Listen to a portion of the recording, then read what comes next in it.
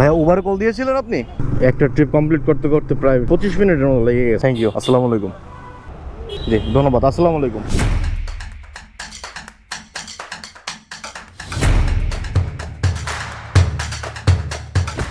আসসালামু আলাইকুম, কি অবস্থা সবার, কেমন আছেন? আশা করছি সবাই ভালো আছেন, সুস্থ আছেন। আলহামদুলিল্লাহ আমিও ভালো আছি, সুস্থ আছি। সারা রাত যে পরিমাণ বৃষ্টি হয়েছে ভাই, রাস্তাঘাট তো পুরো কাদায় ভরে গেছে। ঝড় হোক, বৃষ্টি হোক, রোদ হোক, যাই হোক, রাইড শেয়ার কিন্তু বন্ধ নাই ভাই। সবাই সবার জায়গা থেকে কর্ম চালিয়ে যাচ্ছে, রাইড শেয়ার করে যাচ্ছে।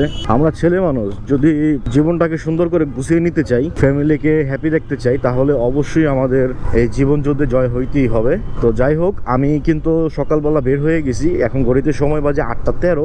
রাস্তায় মোটামুটি ভালোই জ্যাম আছে, দেখতেই পাচ্ছেন। তো যাচ্ছি এখন যাত্রীকে পিক করার জন্য। বাসা থেকে বের হইতে হইতে উবার একটা কল ঢুকছে, উবারে ভাড়া আসছে 148 টাকার মতন।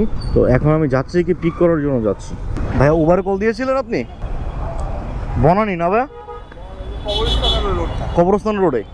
বিসমিল্লাহির রহমানির রহিম। প্রথম ট্রিপের যাত্রীকে নিয়ে তার গন্তব্যস্থলে রওনা হয়ে গিয়েছি, যাচ্ছি এখন বনানী কবরস্থান রোড। তবে উবারে মনে হয় ভাড়াটা একটু কমই আসছে, কারণ প্রায় 8 কিলোমিটার রাস্তা দেখাইছে। ভাড়া আসছে সম্ভবত 146 টাকার মতন। ভাড়া সবচেয়ে বেশি আসে পাঠাওতে, কিন্তু পাঠাওতে সকালবেলা এখন মানে ট্রিপ পাওয়া যায় না কেন জানি। যাক, সমস্যা নেই, আল্লাহ ভরসা। বিসমিল্লাহ করে প্রথম যাত্রীকে নিয়ে রওনা হয়ে গেছি।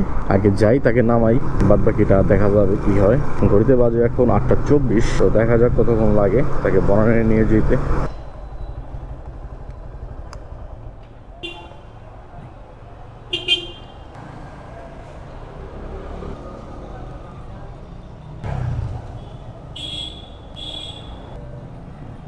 ঠিক আছে, আসসালামু আলাইকুম। একটা ট্রিপ কমপ্লিট করতে করতে প্রায় 25 মিনিটের মতো লেগে গেছে। 8:40 বেজে গেছে ভাই। আর কয়টা ট্রিপ দিব কখন, আর অফিস করবো কখন? আগের মতো আর এখন ফিল পাই না ভাই। আগের মতো রাইড শেয়ার করে মজা নাই, এই জন্য ভাই ব্লগও বানাতে পারি না, বুঝছেন। বনানীর ট্রিপটা নামাইতে আসার পরে ওদিকে তো আর দাঁড়াইলাম না, মানে গুলশান 2 এর পিছনেই। এইখানে আসলে সব হচ্ছে ভাই ছোট ছোট ট্রিপ পাওয়া যায়, মানে ওনারা সবাই যে গুলশান বা বনানী এর আশেপাশেই যায়। তো এখন কী করবো, এখন আরেকজন এসে বলতেছে যে সেও যাবে নাকি বনানী 6 নম্বর রোড। ভাড়াটা কত কি চুক্তি টুক্তি কিছুই করি নি, জানি না কয় টাকা ভাড়া দেয়।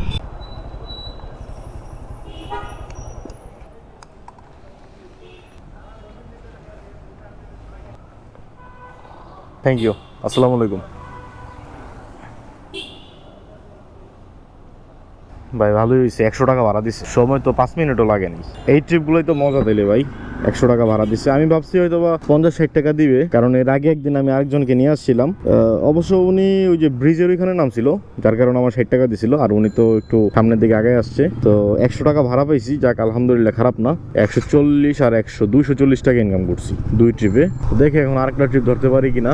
সময় তো 9টা বাজে, দেখা যাক কি হয়। আপনারা আমার সাথেই থাকুন আর দেখতে থাকুন আমার ভিডিওটি।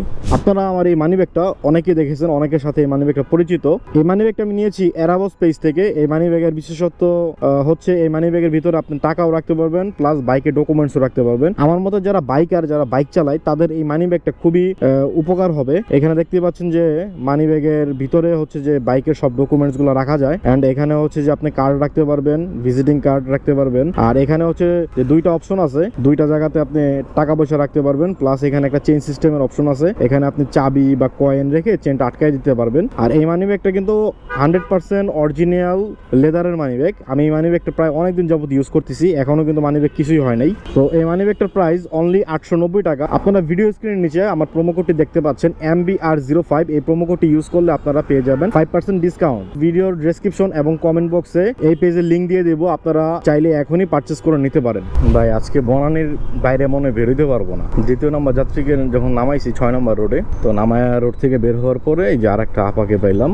যাচ্ছি হচ্ছে আজাদ মসজিদ। আর ভাড়া দিবে আমাকে 60 টাকা, উনি বলে উঠছে। এটাও দূরত্ব কাছাকাছি, 1.5 কিলোমিটার হবে রাস্তা।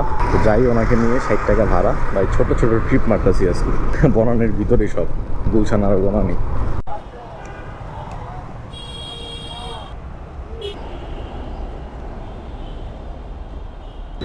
জি ধন্যবাদ, আসসালামু আলাইকুম। যাক, ভাড়া পাইছি, এখন 60 টাকা নামাইলাম। এটা সময় লাগছে মাত্র 3 মিনিট। এখন আর এদিকে থাকবো না, এখন সরাসরি আমি গোদারাঘাটের ওই সাইডে চলে যাব, কারণ ওদিক থেকে যদি এখন অফিসের দিকে যেতে পারি তাহলে মোটামুটি 500 টাকার মতো ইনকাম হইতে পারে। এখন জানি না 500 টাকায় কি আজকে ইনকাম করতে পারবো কিনা, তো দেখা যাক কি হয়। আজকে গুলশানে আর বনানী এই দুই জায়গাতে ট্রিপ মেরামের এই হইতেছে যে 300 টাকা ইনকাম করে ফেলাইছি। তো সেই জন্য এখন আর ওদিকে থাকবো না, সোজা আমি চলে আসছি এই যে পুলিশ প্লাজার পিছনে। অফিসের সময় মোটামুটি হয়ে গেছে।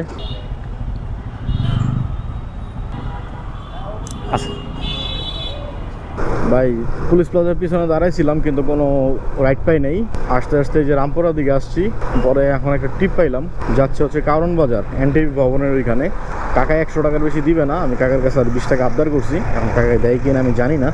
আজকে একটু লেট হয়ে গেছে বেরোইতে, আবার একটু বৃষ্টিও হয়েছে, তো যার কারণে একটু ঝামেলা ভাই। এই যে এখন একটু পর পরই বৃষ্টি নামতেছে, এই জন্য তো হচ্ছে অনেক সমস্যা হয়ে যাচ্ছে।